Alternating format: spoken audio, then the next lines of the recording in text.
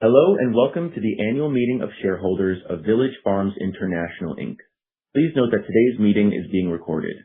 If you participate in today's meeting and disclose personal information, you'll be deemed to consent to the recording, transfer, and use of same. If you disclose personal information of another person in today's meeting, you'll be deemed to represent and warrant to Computershare and the corporation that you first obtained all required consents for the disclosure, recording, transfer, and use of such personal information from all appropriate persons before your disclosure. It is now my pleasure to turn today's meeting over to Mr. John R. McLernon, Chairman of the Board of Directors. The floor is yours. I'd like to welcome you to our virtual annual meeting of shareholders of Village Farms International Inc. My name is John McLernon, and I'm Chairman of the Board of Directors of the company, and I'll chair the meeting. On behalf of the board, our officers, and employees, I'd like to thank you for attending our annual meeting of shareholders. We're pleased to again conduct our annual meeting virtually via the web portal. We view this meeting format as a means of providing an efficient meeting process. The meeting will now come to order.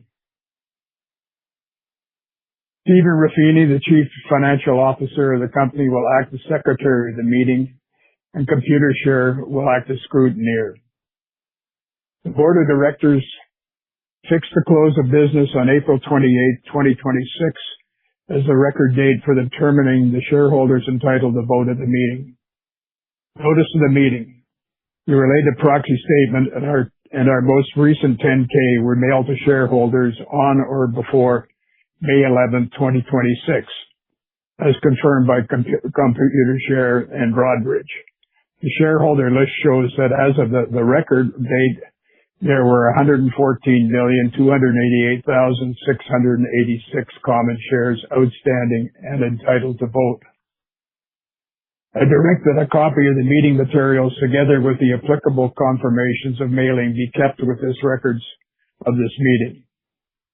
I wish to express thanks to those shareholders who have submitted their proxies in advance. The company has received the preliminary scrutineer's report, which indicates that the proxies representing a total of 49.91% of our outstanding common shares have been properly deposited prior to the meeting, and I declare that a quorum is present. I'll now proceed with the business of the meeting. The next item is the presentation of the consolidated financial statements of Village Farms Inc. and its subsidiaries as of December 31st, 2025, and the independent auditor's report thereon. I ask Steve Ruffini, the Chief Financial Officer, to table the consolidated financial statements of the company and its subsidiaries as of December 31st, 2025. I've been advised by Stephen Ruffini that for efficiency purposes, he's prepared to second each of the upcoming motions in respect of the items of business outlined in the company's proxy statement dated April 29th, 2026. Accordingly, I will take such motions as seconded with no further action needed. After presenting all items of business, I'll then ask registered shareholders or their duly appointed proxy holders to cast their votes. We'll now proceed with the election of the directors of the company. 7 directors of the company are to be elected to hold office until the next annual meeting of shareholders or until his or her successor is elected or appointed. Information regarding the nominees proposed by the management is set out in the company's proxy statement, April 29th, 2026. The board has adopted the majority voting policy that will apply if any of the directors receive a number of 4 votes that is less than the majority of the votes cast. I have the pleasure of nominating the following persons for election as directors of the company to hold office until the next annual meeting of the shareholders or until their successors are elected or appointed. Michael A. DeGilio, John P. Henry, John R. McLernon, Christopher C. Woodward, Kathleen M. Mahoney, David Howinski, and Carolyn Hogger. The company's bylaws require that nominations of directors by shareholders be received by the board of directors of the company in a prescribed manner in advance of this meeting in order to be valid. As no nominations were received, I declare that the nominations for directors are closed. Accordingly, I move that each of the above-mentioned persons for the election of directors of the company be elected to hold office until the next annual meeting of shareholders or until their successors are elected or appointed. The next item of business is the approval of the compensation of the company's named executive officers on an advisory non-binding basis. Accordingly, I move that the company's named executive officers' compensation be approved on an advisory non-binding basis. The next item of business is the reappointment of the auditors of the company to hold office until the next annual meeting of shareholders or until successors is named. I'll take a moment to ask any registered holders or duly appointed proxy holders who have not yet voted or may wish to change their vote with respect to those motions to do so now by clicking on the Vote Here button on the web portal. And following the instructions, you must hit Submit for your vote to be counted.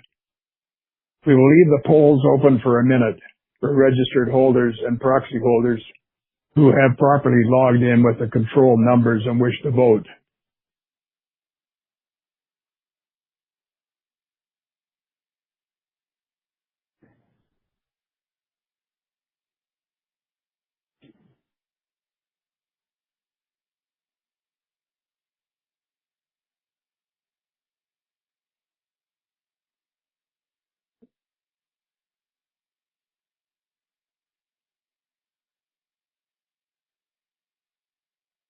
Now that everyone has had an opportunity to vote on each of the matters, I now declare the polls for the 2026 Village Farms International Inc. Annual Shareholder Meeting closed.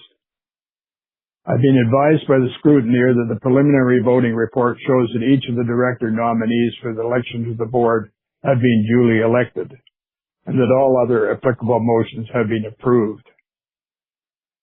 We will report the final detailed voting results on a Form 8K in a SEDAR+ filing today's meeting. As there is no further business to be brought forward, it is my responsibility to terminate the meeting. However, I have a couple of thoughts to cover. After some 25 years, I will submit my resignation as chairman as of the board meeting following this shareholders meeting, and I intend to continue as a director of the company. It's definitely an honor for me to have worked with this company, and I really appreciate the relationship I've had with Mike DeGilio, who's a unique individual who respects his people and his clients and all around. So that's my comments, and I've had a great years as the chairman. So thank you very much, everyone, for joining us. We thank you for your interest, and you may now disconnect. Thank you.